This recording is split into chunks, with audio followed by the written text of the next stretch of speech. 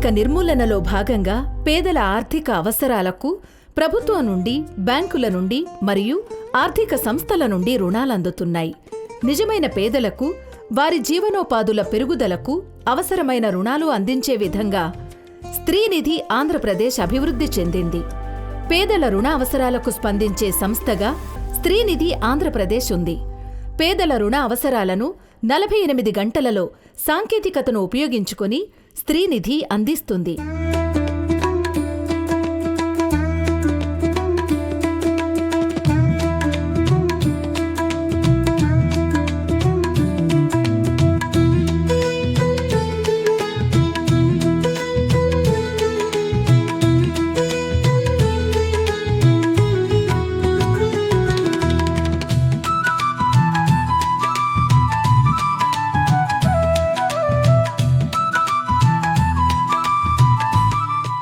Mobile technology మరియు biometric విధానం ఉపయోగించి స్త్రీనిధి రుణాల పంపిణీ చేయడం జరుగుతున్నది.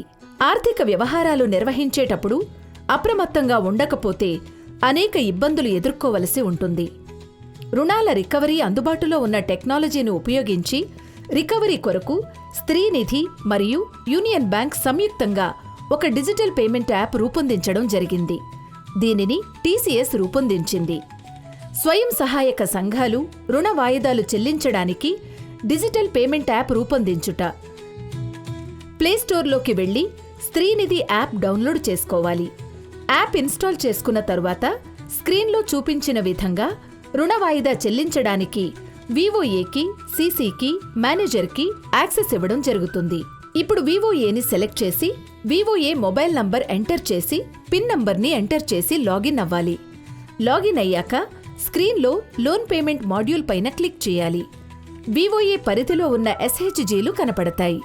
కావలసిన SHG ఎంపిక చేసుకోవాలి లేదా SHG ఐడి స్క్రీన్ వస్తుంది. SHG ఐడి ఎంటర్ చేయాలి. తదుపరి మెంబర్ డీటెయిల్స్ కనపడతాయి. ఏ మెంబర్ పేమెంట్ చేయాలనుకుంటున్నారో ఆ SHG సభ్యురాల్ని ఎంపిక చేసుకోవాలి. ఆ సభ్యురాలి రుణ వివరాలు కనపడతాయి. దానిలో డిమాండ్ మేరకు చెల్లించే మొత్తం ఎంటర్ చేయాలి. తదుపరి పే లోన్ బటన్ క్లిక్ చేయాలి. QR కోడ్ జనరేట్ అవుతుంది. రుణ వాయిదా చెల్లించే సభ్యురాలు మొబైల్ని ఉపయోగించి QR కోడ్ స్కాన్ చేయడం ద్వారా ఫోన్పే లేదా జీపే ద్వారా రుణ వాయిదా మొత్తం పేమెంట్ చేయాలి.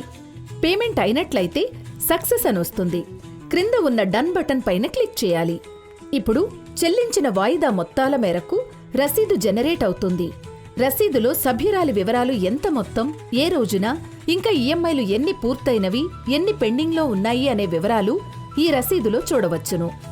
ఈ రసీదు మొబైల్ వాట్సాప్ ద్వారా పిక్ పంపవచ్చు.